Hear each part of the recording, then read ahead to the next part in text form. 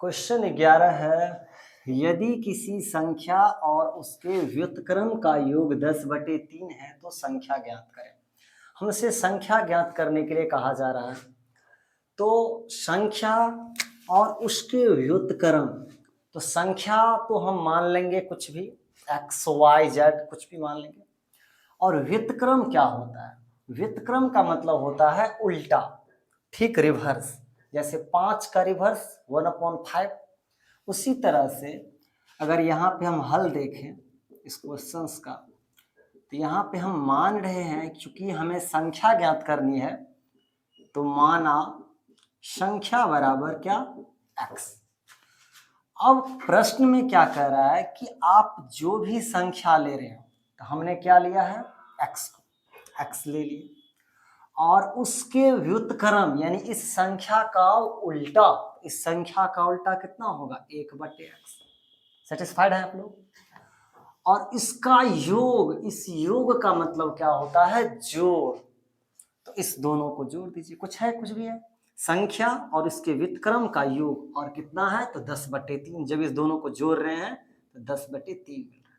बस यही तक इस प्रॉब्लम जो लैंग्वेज वाले जो क्वेश्चंस रहते हैं इसमें बस यही तक समझना रहता है। बाकी तो आप लोग बहुत विद्वान हैं, क्वेश्चन तोड़ने में तो माहिर हैं आप लोग, फिर भी अगर आप लोग को प्रॉब्लम होता है तो हम क्वेश्चन को तोड़ देते हैं।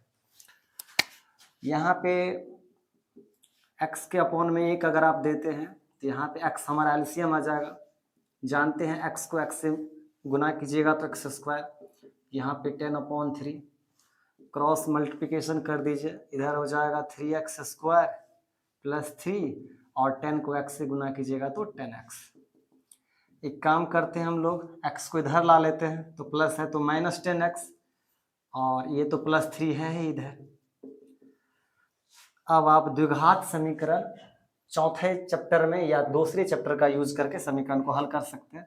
आपको बताया गया है कि इस 3 और इस 3 को जब गुना कीजिएगा तो 9 हो गया। किसी तरह से ऐसा कीजिए कि 10 ला दे, तो 9 और 9 1 का 9, 9 और 1 कितना होता है, 10 होता है। तो यहाँ पे आप लिख दीजिएगा -9x और -x + 3 = 0। इसकी बाद की इक्वेशन हम यहाँ पे तोड़ देते हैं, एक लाइन हम और लिख देते हैं यहाँ पे, 3x² - 9x - x + 3 = 0। इसी चीज को रिपीट किया यहाँ पे। अब देखिए यहाँ पे इस दोनों में आप 3 कॉमन ले लेंगे और x कॉमन ले लेंगे, तो यहाँ पे x, यहाँ पे 3 × 9, और इस दोनों में से 1 कॉमन आ जाएगा तो x -3, क्योंकि माइनस माइनस प्लस होता है। हमेशा याद रखिएगा, जब तक आपका ये वाला बॉक्स और ये वाला बॉक्स इक्वल नहीं आया तो इसका मतलब समझिए आपका जो है कॉमन लिया हुआ चीज गलत है कहीं ना कहीं। तो यहाँ पे x -3 कॉमन है, और इधर आपका रिमेनिंग पार्ट बचा है 3x - 1 = 0। अब एक बार इसको इसके साथ में 0 के साथ में कंपेरिजन कर दीजिए, एक बार इसके साथ में कंपेरिजन कर दीजिए, तो x - 3 = 0, तो x = कितना हो जाएगा, 3, और इधर 3x - 1 = 0, 3x = हो जाएगा 1, और x = 1/3। तो आपने क्या देखा कि हमारे पास जो संख्याएं मिली है, अभिष्ट संख्या, वो कितनी मिली है, 3 मिली है। यहाँ पे आप लिख दीजिएगा अभिष्ट संख्या बराबर क्या हो गया, 3। ये चीजें हम क्वेश्चन नंबर 12 को भी सोल्व करते हैं, उतार लीजिएगा। क्वेश्चन है 12 नंबर क्वेश्चन, समांतर श्रेणी 21, 18, 15 का कौन सा पद -81 है। ये कह रहा है क्वेश्चन आपसे 21, 18, 15 ऐसे करके डॉट डॉट डॉट, और यहाँ पे कौन सा पद, कौन सा, जैसे ये पहला पद 21 है, दूसरा पद 18 है, तीसरा पद 15 है, इसी तरह से कौन सा नंबर पे जाके ऐसे करके हम काउंट करते रहे तो ये -81 होगा। बड़ा ही दुर्लभ काम है, आप लोगों ने 5 चैप्टर में पढ़ा है, हम लोग तो अभी क्वेश्चन बैंक की सीरीज चला रहे हैं, तो फास्ट में बताएंगे। एपी में आपको बताया गया है, एपी में आपको ये बताया गया है कि ये प्रथम पद होते हैं उसको हम ए से लिखते हैं, और प्रथम पद हमारा क्या है, 21। हम इसको एपी बिना कहे ही क्यों कह रहे हैं, एपी तो कहना रहता है जो दूसरा पद, पहला पद, फिर तीसरा पद, दूसरा पद, फिर चौथा पद, तीसरा पद को घटा घटा के देखिए, और अगर वो इक्वल आ रहा है तो समांतर एपी में, चूंकि यहाँ पे क्वेश्चन में ही दे दिया गया है समांतर श्रेणी, इसीलिए हम यहाँ पे हमको वहां पे दिखाने की जरूरत नहीं है। तो ये सब 2 मार्क्स के क्वेश्चन है, ए हो गया, कॉमन डिफरेंस डी निकालना आपको पता है, सेकंड में से फर्स्ट को सब्ट्रैक्ट कर दीजिए, घटा दीजिए, तो ये आपका कितना आ गया -3। और जो सबसे लास्ट में हमें दिया हुआ है ये हमारा क्या है, ये an है। आपको पता है जो सबसे लास्ट में रहता है उसको हम क्या कहते हैं, an कहते हैं, क्योंकि वो देखिए पंक्ति कुर्सी लगा हुआ है और बैठा तो उस कुर्सी पे जो आदमी लास्ट में बैठा हुआ है वो हो गया an, और वो कितने नंबर पे बैठा है वो हम काउंट करके बताएंगे, उसको हम बोलते हैं n, पदों की संख्या। इसको l से भी लिखा जाता है, कभी कभी tn से भी लिखा जाता है। आपके बुक में NCERT an फॉलो कर रहा है तो आप an करके निकालिए। वैसे tn भी लिखिएगा तो गलत नहीं होगा, l भी लिखिएगा तो गलत नहीं होगा। अब चलते हैं an के फॉर्मूला हमको पता है। an फॉर्मूला हमें क्या देता है, a + n-1 × d, और उससे हमें क्या मिलेगा, n मिल जाएगा। और n जब मिल जाएगा तो वही तुमसे पूछा जा रहा है कि कौन सा पद, निकाल लेते हैं फॉर्मूलाज की मदद से।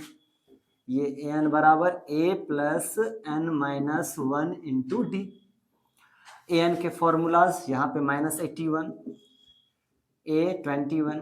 धीरे धीरे हम क्यों चल रहे हैं पता है ना, इसीलिए क्या, ताकि देखिए जितने भी ब्रिलियंट स्टूडेंट्स हैं वो तो अच्छी बात है, ब्रिलियंट है, अगर ब्रिलियंट हैं तो पर भी आप वीडियो में बने रहिए, क्योंकि कुछ नया चीज़ सीखने को मिलेगा, नहीं तो रिवाइज हो रहा है आपका। हमारा उद्देश्य ये है कि जितने भी कमज़ोर स्टूडेंट्स हैं उनको हम साथ लेकर के चलें। ओके, -81, 21, यहाँ पे देखिए इसको आप क्या कर दीजिएगा ना, चूंकि ये गुना है ना, कोष्ट है ना, तो -3 को एक बार आप n से गुना कीजिए, तो माइनस प्लस माइनस तो क्या आ गया, -3n। फिर इसको आप एक बार इधर गुना कीजिएगा तो माइनस और माइनस प्लस, और 3 × 3। अब इधर देखिए -81, 21 और 3 को ऐड कीजिएगा तो 24 -3n। यहीं पे देख लीजिए -81 और प्लस को इधर लाएगा तो -24 = -3n। अब ये यहाँ पे कितना आ गया, यहाँ पे 105, -105 क्योंकि दोनों निगेटिव में है, और -3n। इस माइनस से इस माइनस को आप कैंसिल कर दीजिएगा, जब दोनों साइड रहेगा बराबर का चिन्ह, तो n बराबर हो गया 105 और अपॉन 3। समझदार है, काट दीजिए 35।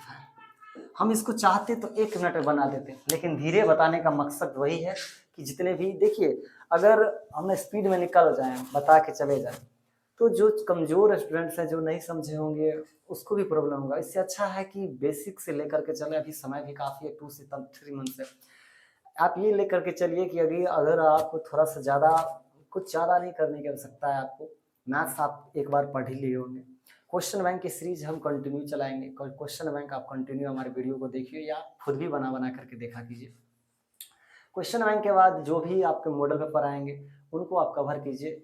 बेस्ट है, सबसे बेस्ट है क्वेश्चन बैंक। क्यों? क्योंकि उसमें तरह तरह के पूरा मिक्सचर क्वेश्चन रहता है, उसमें आपका पूरा माइंड का जो है रिफ्रेश वहाँ पे कर दिया जाता है। ओके, आगे क्वेश्चन, हाँ तो इस क्वेश्चन को नोट कर लीजिएगा। आगे हम 30 नंबर क्वेश्चन देखते हैं। प्रश्न नंबर 13 नंबर क्वेश्चन में क्या कह रहा है, किसी त्रिभुज के 3 कोण आपको दे दिए गए हैं, x, y और 40 डिग्री, और उसके बाद कह रहा है कि 2 कोण जो है x और y, उनके बीच का अंतर मतलब माइनस जब उस दोनों को कीजिएगा तो 30 डिग्री, ये भी आपको दे दिया गया है। और पूछ रहा है तब आप x और y का ये मान ज्ञात कीजिए। जब त्रिभुज के 3 कोण दे दिए गए हैं तो आपको पता है कि त्रिभुज के 3 कोणों के योग कितने होते हैं, 180 डिग्री। यहाँ से आप पहला इक्वेशंस आप निकाल लीजिए। इस क्वेश्चंस के हल के लिए आप तैयार हैं? क्या करना है, आपको पता है कि त्रिभुज के तीनों कोणों का योग 180 डिग्री, तो पहला कोण x है, दूसरा कोण y है, और तीसरा कोण कितना है, 40 डिग्री है। और ये कितना लिख दीजिए, 180 डिग्री। आप लिखना चाहते तो लिख सकते हैं कि चूंकि त्रिभुज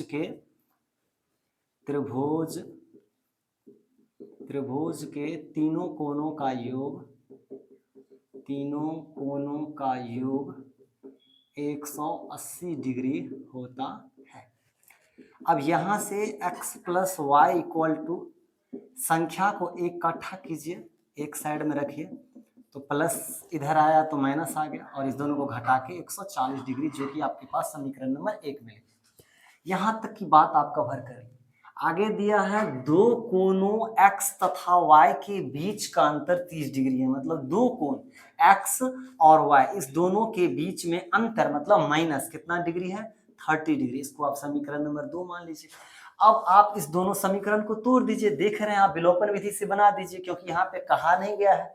तो प्लस और माइनस जब तक आपको न कहा जाए कि प्रतिस्थापन विधि से ज्ञात कीजिए, विलोपन विधि से ज्ञात कीजिए, वज्रगुणनखंड विधि से ज्ञात कीजिए, तो आप किसी भी उपयुक्त बीजगणितीय विधि को मान करके एग्जाम में बोर्ड में जो है सो आप उसको हल कीजिए, एक भी मार्क्स आपको कटने वाला नहीं है। ओके, हम यहाँ पे विलोपन विधि से ज्ञात कर रहे हैं, तो समीकरण 1 और समीकरण 2 को जोड़ने से भी काम चल रहा है, समीकरण 2 से जोड़ने से, घटाइएगा तब पर भी बन जाएगा। देखिए x प्लस वाई बराबर 140 डिग्री, x माइनस वाई बराबर 30 डिग्री, एक प्लस और एक माइनस। आप याद रखिएगा जब घटाते हैं हम तब चिन्ह बदलता है, जोड़ में चिन्ह नहीं बदलता। तो यहाँ पे 2x बराबर कितना हो गया 170 डिग्री, और x बराबर 170 अपन 2, इसको जब भागा दीजिएगा तो 85 आएगा। x बराबर x का वैल्यू आप या तो समीकरण 1 या समीकरण 2 में रख दीजिए। तो हम इस x के मान को समीकरण 1 में रख रहे हैं, तो यहाँ पे लिख देते हैं x का मान समीकरण 1 में रखने पर, समीकरण 1 में रखने पर देखिए समीकरण 1 में x, तो x हमने कितना निकाला 85 डिग्री, प्लस y का वैल्यू तुम्हें पता नहीं है इक्वल टू 140 डिग्री, तो y बराबर हो गया 140 और यहाँ पे 85 घटा दीजिए, तो यहाँ पे आपका हो गया, यहाँ पे 13 में से हट गया 9 10 11 12 13 55 डिग्री हो गया। तो यही हो गया आपका आंसर। अतः दो कोण आपसे पूछ रहा था, तो x कितना हो गया 85 और y 55 डिग्री, यही आपका आंसर हो गया, यही आंसर। 14 नंबर क्वेश्चन देखिए, 14 नंबर क्वेश्चन कर रहा है under root 13 minus x square equal to x plus 5, और हमें ज्ञात क्या करना है x का मान। तो ऐसे क्वेश्चंस को कैसे बनाया जाता है, बनाने के लिए तुम 2 मिनट में ऐसे ऐसे करके बना देंगे, लेकिन सोच लेकर के जाइए, क्योंकि एक क्वेश्चन से अलग अलग तरह से सोच आपको मिल जाएगी। इस टाइप के क्वेश्चन को आप सोल्व कर लीजिएगा। हम यहाँ पे देख रहे हैं कि यहाँ पे एक साइड रूट है और एक साइड रूट नहीं। अगर इस रूट को हटा दिया जाए तो एक इक्वेशन के फॉर्म में आ जाएगा, जिसको हम आसानी के साथ में तोड़ सकते हैं। तो एक रूट को हटाने का क्या नियम है कि अगर रूट को स्क्वायर कर दिया जाए, रूट 5 का स्क्वायर कितना होता है 5, तो इस इधर अगर हम स्क्वायर कर देते हैं तो ये रूट हट जाएगा। तो ये तो गलत है मैथमेटिक्स के हिसाब से, इसीलिए हम दोनों तरफ क्या कर देते हैं वर्ग करके, और उसके बाद जो भी हमारा मान आएगा उसको हम ब्रेक कर देंगे। सबसे पहले यहाँ पे लिख देते हैं दोनों ओर वर्ग करने पर, दोनों ओर वर्ग करने पर। तो जब दोनों ओर आप वर्ग कीजिएगा तो इधर भी स्क्वायर कर दीजिए और इधर भी स्क्वायर कर दीजिए। स्क्वायर कीजिएगा तो इधर रूट हट जाएगा, और इधर तो a प्लस बी के होल स्क्वायर के फॉर्म में आ गया, जिसका फॉर्मूला क्या होता है a प्लस बी के होल स्क्वायर का फॉर्मूला होता है a square plus 2ab plus b square. इस फॉर्मूला का हम इस क्वेश्चन में यूज करने वाले हैं। तो यहाँ पे a के स्थान पे x है तो x स्क्वायर 2 इंटू तोड़ के बता देते a और b का मान 5 प्लस बी स्क्वायर अर्थात 5 का स्क्वायर। यहाँ पे देखिए 13 minus x square plus 10x और प्लस 25 हो गया 5 स्क्वायर। अब आप सारे को इकट्ठा इधर कर लीजिए, 13 माइनस एक्स स्क्वायर इधर लगेगा तो माइनस 10x, इधर लगेगा तो माइनस 25 और equal to 0। Minus x square और माइनस एक्स स्क्वायर कितना हो जाएगा minus 2x square minus 10x और माइनस 25 और प्लस 13, तो ये हो जाएगा 5 में से 3 गया 2 2 माइनस 12 बराबर 0, क्योंकि माइनस लग जाता। इस सभी में से माइनस 2 कॉमन आ जाएगा, तो ये हो जाएगा एक्स स्क्वायर, यहाँ पे माइनस कॉमन ही ले लिए हैं तो प्लस हो जाएगा 2 5 6 10, यहाँ पे माइनस कॉमन ही ले लिए हैं तो प्लस हो जाएगा 2 6 12। और आप सभी को पता है कि x square plus 5x plus 6 बराबर अब क्या हो जाएगा 0। अब यहाँ पे आके प्रॉब्लम होता है कि भाई यहाँ पे 0 काहे दे देते हैं, ये तो यहाँ तो -2 है। तो वो सिखाते हैं, देखिए हम सभी को पता है कि माइनस इधर आता है तो प्लस होता है, तो इधर 2 प्लस में काहे नहीं हुआ। देखिए ये जो -2 है ना, ये -2 इसके बाद यहाँ पे किस चीज का चिन्ह है छुपा हुआ है, तो गुना का चिन्ह, यानी कि ये जो -2 है, ये जो आप -2 देख रहे हैं, ये -2, ये जो आप -2 देख रहे हैं ये गुना में है। और जब गुना को हम इधर लाएंगे ना तो ये भागा में हो जाएगा, और 0 को जब आप किसी चीज से भाग देते हैं तो क्या हो जाता, फिर जीरो ही वैल्यू आ जाता। इसीलिए जो है आप समझ गए ना कि यहाँ पे जीरो क्यों लिखा जाता है, क्योंकि ये -2 जीरो अपॉन में आ जाएगा और वहाँ पे जीरो अपॉन डिजिट जो है सो जीरो होता है। अब यहाँ से आराम से तोड़ लीजिए, ब्रेक कर लीजिए आप, ये आपको पता ही है 6 तो 3 दूना 6 में बदल जाएगा। 3x + 2x + 6 अपॉन 0 कैसे होता है आपको पता ही है, 6 एक 6 हो गया, ऐसे करके ब्रेक करना है कि 5 ला देना, तो 3x + 2x 5x हो गया ना। अब इस दोनों में कॉमन लीजिए x, तो x + 3 हो गया, और इधर कॉमन लीजिएगा तो 2x + 3 = 0।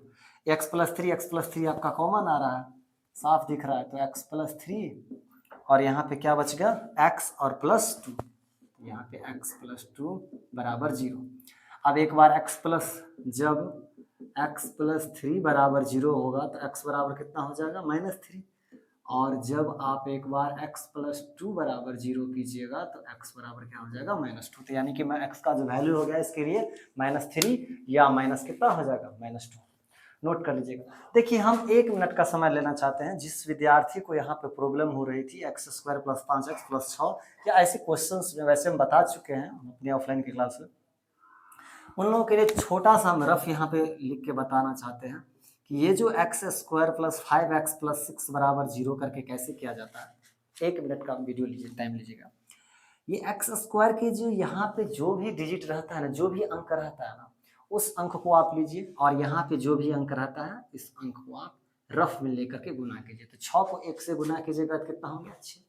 इसका आप एलसीएम ले लीजिए, 2 तिया 6।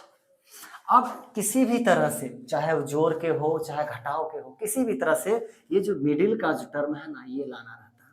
तो देखिए x² ये +6 ये स्थिर रहता है अपने स्थान पे, और ये जो x है ये भी स्थिर रहता है अपने स्थान पे, बस हमें ब्रेक करना रहता है इसको 5 को। तो आप देख रहे हैं ना कि 2 और 3 को जोड़ने से हमको मिल रहा है 5। तो यहाँ पे x² + 2x, अब इस 2 को x से गुना कीजिएगा, 3 को x से गुना कीजिए तो 3x और +6 = 0। तो यही सब चीज किया जाता है और सब क्वेश्चंस के लिए भी, समझ गए ना। हम अपनी लॉजिक आपको बताएं रफ, चूंकि प्रॉब्लम्स ना हो आपको, आप नोट कर लीजिएगा। आगे क्वेश्चन 15 नंबर क्वेश्चन हम देखते हैं। ओके, क्वेश्चन है 3.5 सेंटीमीटर त्रिज्या वाले अर्धगोले का वक्र पृष्ठीय क्षेत्रफल ज्ञात करें। तो ये बहुत ही आसान क्वेश्चन है, सिर्फ फॉर्मूला पे निर्भर है। और आपको पता है कि ये जो हमारे अर्धगोले का वक्र पृष्ठीय क्षेत्रफल होता है, अर्धगोले का वक्र पृष्ठीय क्षेत्रफल, वो फॉर्मूला याद रख लीजिए, अगर नहीं याद है तो 2πr² होती है, फॉर्मूला होती है अर्धगोले का वक्र पृष्ठीय क्षेत्रफल। तो 2π का वैल्यू चूंकि यहाँ पे गिवन नहीं है तो 22/7 लीजिए, रेडियस 3/5 है तो 3.5 और इंटू 3.5। आपको इसको ब्रेक भी कर सकते हैं, डेसिमल उड़ाइएगा तो यहाँ पे डेस 10 और यहाँ पे 10 हो जाएगा। 7 पंचे 35 हो गया, इस 5 से काटिएगा तो 5 दूना 10 हो गया, इस 2 से इस 2 को काट दीजिए, और कटने वाला है 5 7 35, 5 दूना 10, इस 2 से काटिए इस 2 को तो 11 हो गया। 11 गुना 7, 11 7 जा कितना होता है, 77 सेंटीमीटर स्क्वायर। तो इसका आंसर हो गया 77 सेंटीमीटर स्क्वायर।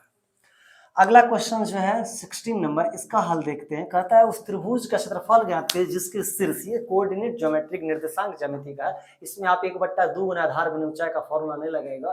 त्रिभुज के क्षेत्रफल का जो फॉर्मूला होता है 1/2 x1 y2 - y3 plus x2 y3 - y1 plus x3 y1 - y2, उसी फॉर्मूला को यूज करके बहुत ही आसानी से इसको हम कवर कर लेते हैं। सबसे पहले आपको पता है कि एक निर्देशांक ज्यामिति में जो है, एक्सिस में जो है, सो कहीं पे भी जो बिंदु डाला जाता है उसके लिए आपको जो पॉइंट्स को जो कोऑर्डिनेट किया जाता है, तो एक बार आप x से दूरी लेते हैं, एक बार आप y से दूरी लेते हैं। तो ये x हो गया, ये y, ये x हो गया, ये y, ये x हो गया, ये y, 3 बिंदु है ना। तो ये x1 y1, ये दूसरा है तो x2 y2, ये तीसरा है तो x3 y3। तो आसान हो गया आपके लिए। तो बताइए x1 कितना हो गया 1 और y1 कितना हो गया -1। फिर उसी तरह से x2 कितना हो गया -4 और y2 कितना हो गया 6, x3 हो गया आपका -3 और y3 कितना हो गया -5। पहले आप इतना नोट कर लिया कीजिए। उसके बाद हमसे पूछा जा रहा है त्रिभुज का क्षेत्रफल, तो आसानी के साथ त्रिभुज का क्षेत्रफल का फॉर्मूला लगा देते हैं। और फॉर्मूला भी याद करना बहुत ही आसान है, दिमाग से याद कीजिएगा। देखिए 1/2 करिए, 1/2 x1, पहले हमने x1 दिया x1, अब उसके बाद हम y2 से स्टार्ट करते हैं, y2 minus y3 plus x2, y3 minus y1 plus x3, y1 minus y2। हम इस क्वेश्चन को सोल्व करने के बाद आपको फॉर्मूला याद करने का आसान तरीका भी बता देंगे, कैसे आप याद रख सकते हैं इस फॉर्मूला को। 1/2, अब तो कुछ भी नहीं है, अब तो अलजेब्रा, ये छोटा बच्चा 5 क्लास के बच्चा को मिला देंगे तो ये सोल्व कर लेगा, लेकिन फिर भी हमारा काम है सोल्व करना, तो हम सोल्व कर देते हैं। x1 का वैल्यू 1 हो गया, y2 बस मान रख रहे हैं, आप कुछ नहीं कर रहे हैं, y3 का वैल्यू -5, तो यहाँ पे -5 याद रखिएगा, माइनस फॉर्मूला वाला था, y3 -5 गिवन है, प्लस x2 का मान -4 है तो यहाँ पे -4 देंगे, y3 का वैल्यू -5 है तो -5, y1 का मान -1 है तो यहाँ पे कोष्ट में लगाएंगे -1 को, प्लस x3 कितना है -3 तो -3, y1 का वैल्यू -1 और माइनस फॉर्मूला में है, y2 का वैल्यू कितना है 6 है, 1/2 1 6 माइनस माइनस प्लस हो गया, यहाँ पे plus minus minus -5 minus minus +1 और प्लस माइनस माइनस और -1 और -6 कितना होता है तो -7 हो गया। आगे करते हैं हम काम, 6 5 को जोड़िएगा तो 11 होगा, यहाँ पे देखिए -5 और +1 -4 हो गया। चलिए एक स्टेप और हम तोड़ देते हैं आप लोगों के लिए, माइनस माइनस प्लस 7 या 21, 1/2 इधर नहीं दिख रहा होगा शायद, मे बी नहीं दिख रहा होगा, हम इधर सोल्व कर देते हैं, 1/2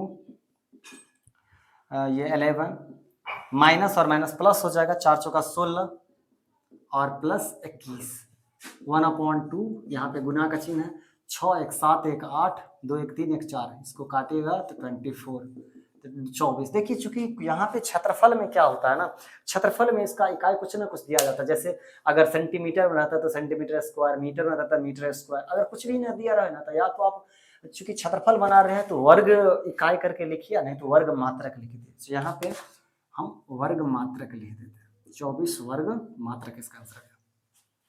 ये पहले आप नोट कर लीजिएगा, 15 और 16। अब देखिए रही बात फॉर्मूलाज की, हम फॉर्मूलाज कैसे लाए, ठीक है, तो यहीं पे दिखला देते हैं आपको। ये हमारा त्रिभुज है और ये बिंदु A मान लेते हैं, ये B है और ये C है, ये x1 y1, ये x2 ये y2 और ये x3 और ये क्या हो गया y3। अब क्या किया जाता है, जब त्रिभुज का हम क्षेत्रफल निकाल रहे हैं, जब हम त्रिभुज इन सब चीजों का तो जरूरत नहीं है, इन सब चीजों का तो जरूरत नहीं है,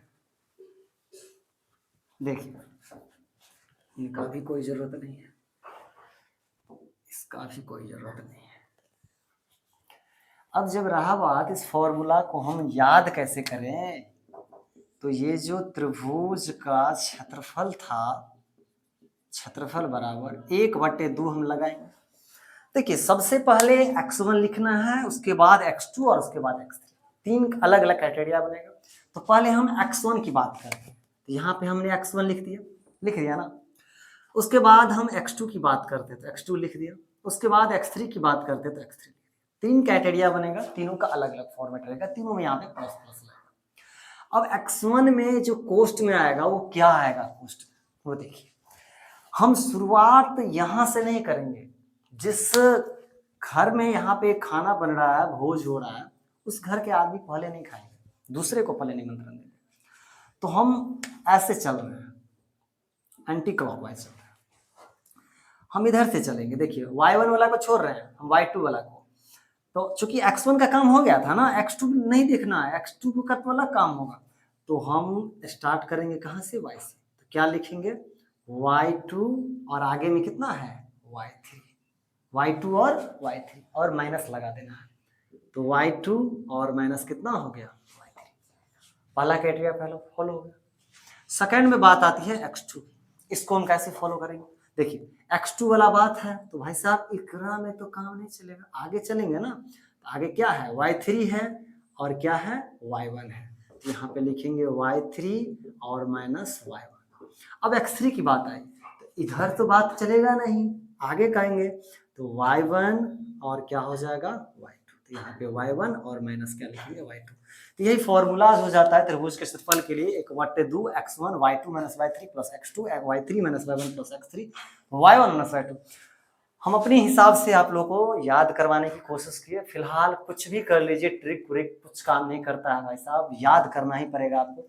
एक बार दिमाग में लाने का बस एक आइडिया था कि चलो इस एक्टिविटी के तहत आप जो है सो इसको बचा सके और अपने अंदर में याद रख सके। बाकी तो आपको फॉर्मूला याद रखना ही पड़ेगा। ओके, आगे क्वेश्चंस की ओर चल रहे हैं। हम लोग अभी क्वेश्चन बैंक की सीरीज चला रहे हैं जिसमें हमने 16 क्वेश्चन तक कवर किया। आगे देखते हैं 17 नंबर क्वेश्चन।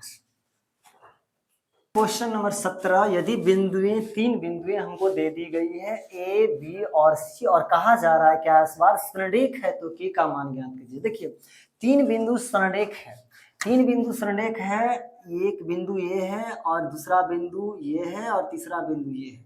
तीनों बिंदु अगर एक रेखा पे हो गया तो वो संरेख हो गए। तो जब ये संरेख हैं तो क्या ये त्रिभुज बन रहे हैं? जी नहीं बन रहे। और जब ये त्रिभुज बन ही नहीं रहे हैं, देखिए त्रिभुज बनने के लिए क्या चाहिए? एक रेखाखंड है, 2 अंत बिंदु है, एक कहीं पे भी हीमो रहेगा ना, ऐसे करके त्रिभुज बना देंगे। यानी एक 2 बिंदु के बाद एक तीसरा कहीं अलग स्थान पे होना चाहिए, उस लाइन में नहीं रहना चाहिए, तो हम त्रिभुज बना सकते हैं। जब त्रिभुज ही नहीं बनेगा तो इसका क्षेत्रफल कितना होगा? 0, कुछ एरिया ही नहीं लिया। तो इसीलिए इस क्वेश्चंस को सोल्व करने के लिए हम लोग मदद लेना पड़ेगा त्रिभुज का क्षेत्रफल का, जो अभी जस्ट हमने फॉर्मूला को भी कवर किया। क्या कवर किया त्रिभुज के क्षेत्रफल के लिए? 1/2 x1 y2 minus y3 plus x2 y3 minus y1 plus x3 y1 minus y2। एक बार फिर से बोल देते हैं त्रिभुज के क्षेत्रफल 1/2 x1 y2 minus y3 plus x2 y3 minus y1 plus x3 y1 minus y2। और जब त्रिभुज के क्षेत्रफल है ही नहीं, संरेख है, तो उसका क्षेत्रफल 0 होगा। इस दोनों को आपस में 0 करके बना देंगे, वैल्यू रख करके के का मान ऑटोमेटिक निकल जाएगा। इस टाइप के कोई भी क्वेश्चन होगा इसी तरीका से आप लोग बना लीजिएगा। सबसे पहले यहाँ पे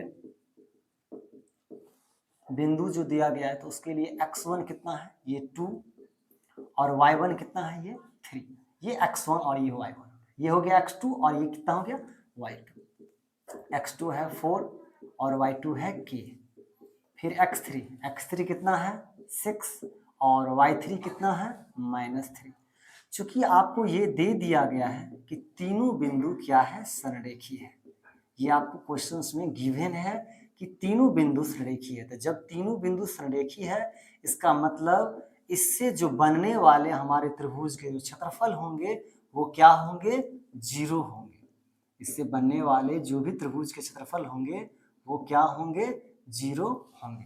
तो हम क्या करते हैं, त्रिभुज के जो क्षेत्रफल है फॉर्मूला, उस फॉर्मूला का उपयोग करते हैं। हमने अभी सीखा है त्रिभुज के क्षेत्रफल बराबर 1/2 x1 y2 minus y3 plus x2 y3 minus y1 plus x3 y1 minus y2।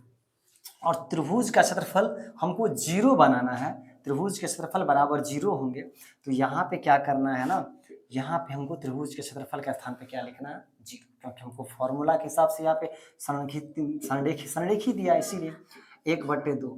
अब x1 का मान आप यहाँ से आराम से लिख लीजिए 2, y2 का वैल्यू k, y3 का मान -3 है तो यहाँ पे -3 लिखना है, x2 का वैल्यू 4 है, y3 का वैल्यू -3, y1 का मान यहाँ से 3 प्लस x3 का वैल्यू यहाँ से 6, y1 का वैल्यू यहाँ से 3 और y2 का वैल्यू यहाँ से k।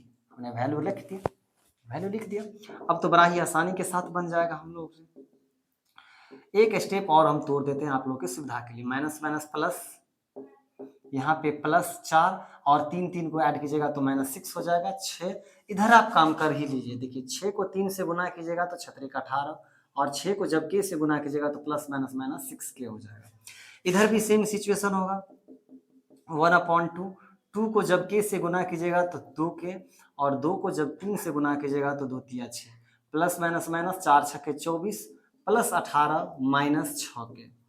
अब यहाँ पे 0 1/2, देखिए 6k और -2, 6 2 कितना हो गया? 4k हो गया। यहाँ 18 6 24, तो 24 और -24, तो ये 24 और ये 24 तो कैंसिल ही हो जाएगा। तो इधर या 0 बराबर 1/2 और इधर कितना बचा है -4k, -4k।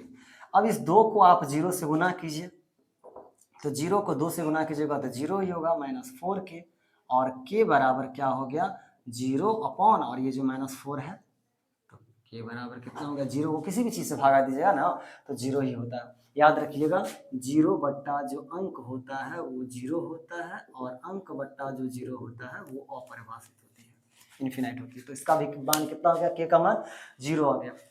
नोट कीजिएगा, क्वेश्चन नंबर 18 की ओर बढ़ते हैं हम लोग। बहुत ही अच्छा क्वेश्चन, सिद्ध करने वाली क्वेश्चन है, सिद्ध करने वाली। ये क्वेश्चन सभी विद्यार्थियों को क्या होती रहती है, मतलब हार्ड लगती रहती है, लेकिन डरने की जरूरत नहीं है, आराम से पढ़िएगा, बहुत ही आसान क्वेश्चन होती है। देखिए इस क्वेश्चंस में सबसे पहले सिद्ध करना है, तो एक जो बराबर के जो बायां पक्ष रहता है, जो बराबर के जो बायां साइड में रहता है उसको हम लोग बायां पक्ष कहते हैं, जो दायां साइड में रहता है उसको हम दायां पक्ष कहते हैं। इंग्लिश में हम लिख देते हैं LHS, left hand side. Left hand side में क्या है 1 + tan a upon 1 + cot a, और इसका हो जाता है होल स्क्वायर, जो क्वेश्चन में दिया हुआ है। आप यहाँ पे क्या कीजिए, tan a का फॉर्मूला होता है sin थीटा बटा cos थीटा, तो a के फॉर्म में है, तो यहाँ पे हम लिखेंगे sin a upon cos a। चलिए हम यहाँ पे यूज लिख देते हैं कि हम यहाँ पे यूज क्या क्या करने वाले हैं। सबसे पहला यूज ये करने वाले हैं कि tan a का जो फॉर्मूला होता है sin a upon cos a उसका यूज करने वाले हैं। फिर cot a का फॉर्मूला होता है cos a upon sin a, इसका अभी हम फिलहाल में यूज करने वाले हैं। और भी कुछ किसी चीज का यूज करेंगे तो वहां पे हम साइड में लिख देंगे, जिससे आपको तकलीफ की सामना न करना पड़ेगा। और यहाँ पे अपॉन 1 प्लस, फिर cot a का फॉर्मूला क्या होता है cos a upon sin a, और यहाँ पे कर दीजिए आप होल स्क्वायर लगा दीजिए। आगे का काम क्या करना है, कुछ नहीं करना है, ऊपर में भी बटा प्रकार जोड़ होगा और नीचे में भी बटा प्रकार जोड़ होगा।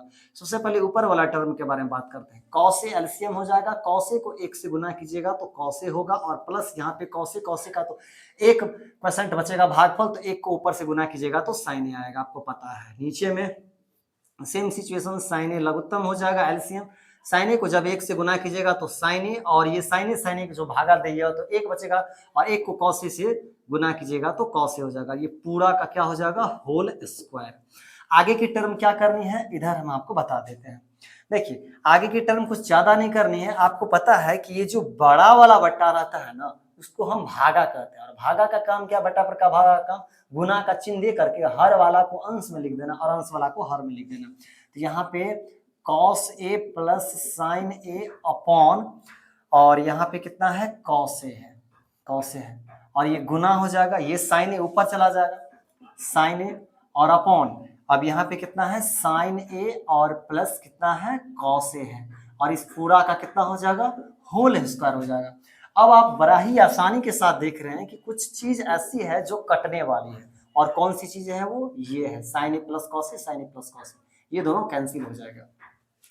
ऊपर में आपको बचा है sin a और नीचे में क्या बचा है cos a, और इसका हो जाएगा होल स्क्वायर। जब दोनों का बट्टा में स्क्वायर है इसका मतलब होगा कि ऊपर वाले में भी स्क्वायर होगा। अच्छा sin a बट्टा cos a कितना होता है, तो ये फॉर्मूला आपको पता है, sin a बट्टा cos a tan a होता है, यानी कि tan a का ही जो होगा होल स्क्वायर, और tan a का होल स्क्वायर अर्थात ये क्या हो जाता है tan स्क्वायर, और जो कि आपके RHS में दिया हुआ है RHS में। तो हेंस आप यहाँ पे लिख सकते हैं अतः बायां पक्ष बराबर दायां पक्ष, या LHS बराबर RHS। अगर आपको LHS RHS लिखने में प्रॉब्लम होती है तो आप यहाँ पे LHS के स्थान पे बायां पक्ष और यहाँ पे दायां पक्ष लिख सकते हैं। वैसे LHS RHS लिखिए, और ये आपका इस क्वेश्चन के लिए यूज था। उम्मीद करते हैं कि आप समझ गए होंगे। इस क्वेश्चन को नोट कीजिएगा। फटाफट हम 19 नंबर क्वेश्चन को भी देखते हैं। क्वेश्चन बैंक 2022 की प्रथम पाली को हम लोग अभी डिस्कशन कर रहे हैं। देखते हैं क्वेश्चन नंबर 19 कह रहा है वज्र गुणनखंड विधि से ज्ञात कीजिए। इस बार क्वेश्चंस में कह दिया गया है कि वज्र गुणनखंड विधि से समीकरण को हल ज्ञात कीजिए। वज्र गुणनखंड विधि से जब कह देगा हल ज्ञात करने के लिए तो आपको इसी विधि से ज्ञात करना है। वज्र गुणनखंड विधि में होता है क्या, बस थोड़ा सा हम यूज आपको यहाँ पे लिख दिए हैं। ये x हो गया, ये y, ये 1, ये फॉर्मूला आपको ये याद रखना पड़ेगा। याद कैसे रहेगा वो आप आराम से याद रख सकते हैं। जैसे ये b1 से शुरू कीजिएगा तो b1 b2 यहाँ लिख दीजिए, b1 के बाद c1 c2, a1 a2, उसके बाद b1 b2, तो b1 को c2 से गुना कीजिएगा तो b1 c2 हो गया, फिर माइनस b2 c1 हो गया, इक्वल टू फिर y बट्टा में c1 a2 और माइनस c2 a1, और एक बट्टा में a1 b2 minus a2 b1, तो a2 b1 इस फॉर्मूला को आप याद रखिएगा। बस आराम से निकल जाएगा। देखिए सबसे पहले इसको आप तोड़ लीजिए, 8x प्लस 5y बराबर 9 है, इसको आप सेट कीजिए, 8x प्लस 5y, 9 को इधर लाएगा तो -9 इक्वल टू 0, इक्वेशन नंबर 1 हो गया। यहाँ पे आपको है 3x plus 2y equal to 4, 3x plus 2y plus को इधर लाएगा तो -4 इक्वल टू 0, और यहाँ पे x के पीछे में जो रहता है उसको a कहा जाता है, a1, तो ये हो गया 8, y के पीछे में उसको b1, तो b1 5, देखिए होता है ax plus by plus c equal to 0, समझ रहे हैं। तो x के पीछे वाले को a, y के पीछे वाले को b, और ये जो डिजिट रहते हैं हमारे जो नंबर्स रहते हैं, चाहे प्लस में रहे चाहे माइनस में रहे, कुछ भी रहे, उसको हम c बोलते हैं। तो हमारे पास दो इक्वेशन है, इसीलिए a1 b1 c1 और a2 b2 क्या हो जाता है, c2 हो जाता है। तो c1 कितना हो गया इधर -9, a2 बराबर सेकेंड इक्वेशन में देखिए 3, b2 बराबर 2 और c2 बराबर कितना हो गया -4। बस फॉर्मूला का उपयोग कीजिए, x बटा फॉर्मूला क्या होता है, b1 c2, लिखिए b1 c2 minus b2 c1 बराबर y upon c1 a2 minus c2 a1 और 1 upon a1 b2 minus a2 b1, x बटे b1 का मान कितना है तो 5 गुने c2 का वैल्यू कितना है -4, तो यहाँ पे -4 दीजिए, माइनस का फॉर्चून, b2 का मान कितना है 2, c1 का वैल्यू कितना है -9 बराबर y बटा c1 का वैल्यू -9, a2 का मान 3 और माइनस c2 का वैल्यू -4 और a1 का मान कितना है 8 है, 1 बट्टा में a1 का वैल्यू 8, b2 का मान 2, a2 का मान 3 और b1 का मान 5। बस अब समीकरण टूट जाएगा, 5 का 20 -20 और ये माइनस माइनस प्लस हो गया 18, ये y बट्टा 9 तिया 27 -27 हो गया, माइनस माइनस तो प्लस हो गया, तो 8 चौका 32 हो गया, और 1 बट्टा में 8 दूना 16 और 3 पंच कितना हो गया 15। तो इधर कितना हो गया, यहाँ पे x होगा, x तो इधर हो गया x अपॉन 20 में से 18 घटाएगा तो -2, y बट्टा यहाँ पर जगह 12 में से 5 गया, 12 में 7 गया 5, तो 27 5 हो गया, और 1 बट्टा में कितना हो गया 16 में से 15 गया। अब आप किसी भी एक प्रथम पाली को, प्रथम को तृतीय से और द्वितीय को तृतीय से आप तुलना कीजिए, बना लीजिए, x बट्टा -2 बराबर 1 बट्टा 1, तो 1 हो गया, तो यहाँ पे हम क्या लिखे हैं, प्रथम और तृतीय से, प्रथम और तृतीय से, तो x का जब मान निकालिएगा तो -2 को 1 से गुना कीजिएगा तो -2, यानी कि हमने प्रथम और तृतीय को पहले करके बनाया। अब हम क्या कर रहे हैं, द्वितीय और तृतीय को मान करके बना रहे हैं, तो y अपॉन 5 अपॉन 1, तो यहाँ पे y बराबर कितना हो गया 5, यहाँ पे लिखना चाहते तो लिख सकते हैं द्वितीय और तृतीय से, द्वितीय और तृतीय से, तो यहाँ पे हमारा मान कितना आ गया, अतः x का वैल्यू आ गया -2 तथा y का मान आ गया 5, यही हमारा समीकरण का आंसर आ गया, x और y का हल आ गया। तो जब कभी भी आपको वज्रगुणनखंड विधि से ज्ञात करने के लिए बोलेगा तो आप फॉर्मूला का यूज करके ही बनाइएगा, तभी आपको बोर्ड में नंबर मिलेगा। ओके, नोट कर लीजिएगा। चलते हम लोग क्वेश्चन नंबर देखते हैं, 20 number question. Question number 20, question 20 में कह रहा है कि सिद्ध करें कि 10 48 10 23 10 42 10 67 बराबर है। इस टाइप के क्वेश्चंस को सोल्व करने के लिए याद रखिएगा, सबसे पहले क्या किया जाता है, माइंड में, दिमाग में एक चीज सोचिए, एक चीज आप फिक्स कीजिए, किस किस अंक को जोड़ने के बाद 90 आ रहा है, यानी कि 90 आ रहा है, वो पहले आप चेक कीजिए। तो देखिए 48 और 42 को जोड़ने से 90 आ रहा है, और 23 और 67 को जोड़ने से क्या है 90 आ रहा है। तो उस दोनों को आप इकट्ठा कर लीजिए, उससे आपको मदद मिलेगी, फॉर्मूलाज के टर्म में ब्रेक हो जाता है। इस फॉर्मूला में, इस क्वेश्चंस में किस चीज का हम यूज करने वाले हैं, तो आपको फॉर्मूला पता है कि tan थीटा बराबर जो होता है tan 90 degree minus theta equal to कितना होता है, cot थीटा होता है। इन्हीं चीजों का यूज करने वाले। सबसे पहले तो हम इस क्वेश्चन में LHS बायां पक्ष जो हमारा दिया है tan 48 degree, tan 23 degree, tan 23 degree, tan 42 degree और tan 67 डिग्री, RHS तो लाना है हमको।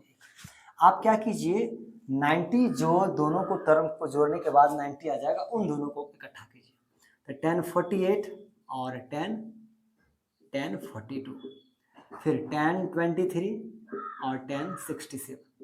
अब इस 4 में से क्या करेंगे, इस एक को ब्रेक करना है, एक को ब्रेक करना है और एक को ब्रेक नहीं करना है, क्योंकि वो ऑटोमेटिक फॉर्मूलाज के रूप में कवर हो जाते हैं। तो हम tan 48 को ब्रेक कर रहे हैं। देखिए tan 19 में से आप कितना इसको घटाइएगा कि आपको 48 आ जाएगा, तो आपको बगल वाला ही दे देगा 42। 90 में से 42 घटेगा और 43 होगा। और इसको नहीं तोड़ना है, एक को तोड़ना है तो एक को नहीं तोड़ना है। इधर भी वही काम, 10 19 में से कितना घटाएगा कि 23 आएगा, बगल वाला आपको दे देगा कि 67 घटाइए भाई साहब, तो 67 घटाइए, सही में आ जाएगा।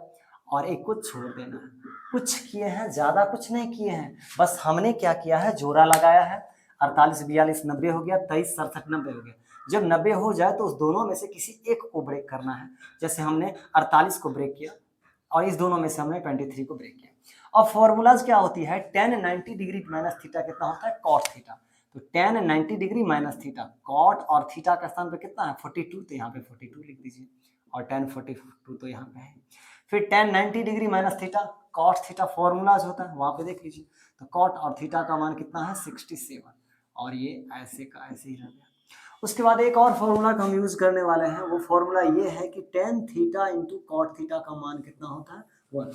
ये भी आप ट्रिगोनोमेट्री के जो फॉर्मूला जो पढ़े होंगे तो वहाँ पे आपको पढ़ाया गया होगा। तो यहाँ पे देखिए कॉट थीटा और tan थीटा, यहाँ पे वैल्यू थीटा थीटा बराबर है तो इसका मान 1 हो जाएगा। यहाँ पे भी cot theta into tan theta, दोनों का वैल्यू एंगल बराबर है तो मान कितना हो जाएगा 1, तो 1 यही हो गया कितना RHS, जो कि आपको सिद्ध करना था। तो LHS बराबर कितना हो गया RHS, यही हो गया आपका प्रूव्ड। ये सोचिएगा कि tan theta into cot theta, एक तो क्या कॉट 42 और कॉट 67, कॉट 42 और tan 67 एक वजह नहीं, थीटा एंगल बराबर होना चाहिए जी, एंगल बराबर होना चाहिए। नोट कीजिए,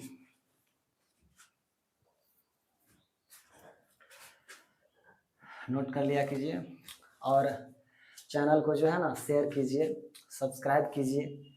आप लोग समझदार हैं, क्योंकि हम आप लोगों के लिए मेहनत कर रहे हैं, तो आप लोग का भी कुछ कर्तव्य बनता है। ओके, सपोर्ट कीजिए हमें, हम आप। देखिए द्विघात बहुपद ज्ञात करने के लिए करा। द्विघात बहुपद एक तो होता है ax² + bx + c करके बना लीजिए।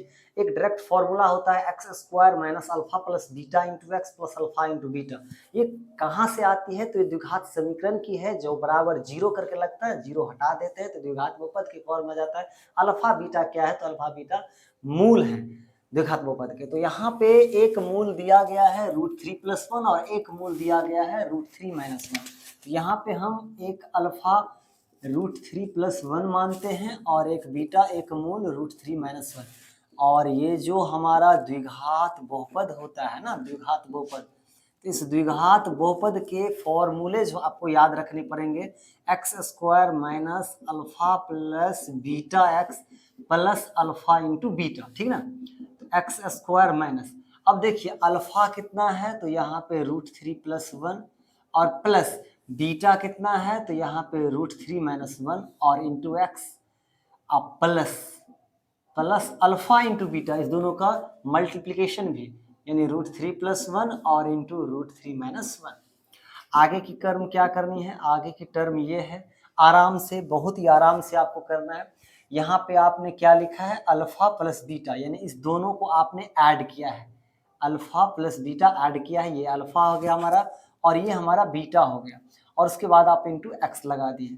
अब यहाँ पे देखिए ये 1 और ये 1 हमारा कैंसिल हो रहा है, √3 के पीछे में 1 है, यहाँ पे 1 है, तो यहाँ पे हो जाएगा 2√3 और x प्लस, यहाँ पे देखा जाए तो a + b × a - b के फॉर्म के होते हैं, और ये इस चीज़ का हम यूज़ करने वाले हैं, a + b × a - b बराबर a² - b²। तो यहाँ पे क्या हो जाएगा, √3 का स्क्वायर और -1 का स्क्वायर। अब x² - 2√3x प्लस √3 का स्क्वायर, किसी भी चीज़ के रूट अगर सेम रहता है तो रूट हट जाता है, तो 3 - 1 x² - 2√3x और प्लस ये 2, यही हो गया इस द्विघात बहुपद के। तो ऐसे टाइप के किसी भी क्वेश्चन में अगर आपको 2 शून्यक दे दिए रहे और पूछे द्विघात बहुपद ज्ञात करना है, तो इसी फॉर्मूला को यूज करके आप आराम से आसानी से बना लीजिएगा। नोट करते हैं, नोट करिए और आगे 22 नंबर क्वेश्चन 22 हम देखते हैं। देखिए क्वेश्चन 22 नंबर क्वेश्चन कह रहा है एक तार वृत्त के रूप में है, तार है एक वृत्त के रूप में है और जिसकी त्रिज्या 84 सेंटीमीटर है। एक तार है जो कि आपको किस रूप में है, वृत्त के रूप में है और इसकी त्रिज्या रेडियस जो है 84 सेंटीमीटर दिया है और उस वर्ग की भुजा, एक वर्ग की भुजा आपको कह रहा है, कितना बड़ा वर्ग है नहीं पता है, इस वर्ग की भुजा आपसे पूछ रहा है जो इस तार को मोड़ कर बना जा सकता है। देखिए किसी चीज को, तार को जब आप, एक तार है जो वृत्त के आकार का है तो यहाँ से लेकर के और यहाँ तक का जो तार का जो डिस्टेंस होगा उसी तार को न मोड़ करके वर्ग बनाया गया है, भले उसका आकार छोटा बड़ा कुछ भी हो।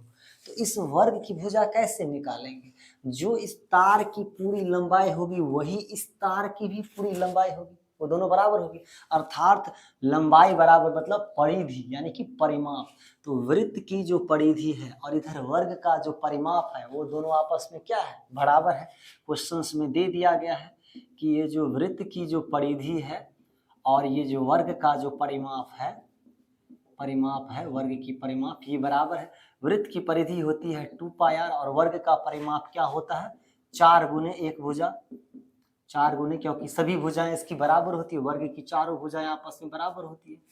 अब 2 इंटू पाई का वैल्यू 22/7 और त्रिज्या कितना दिया है 84 और इधर 4 गुना कितना हो गया 1 भुजा। अब देखिए 7 से काटे तो 7 1 7, 7 दूना 14 हो गया।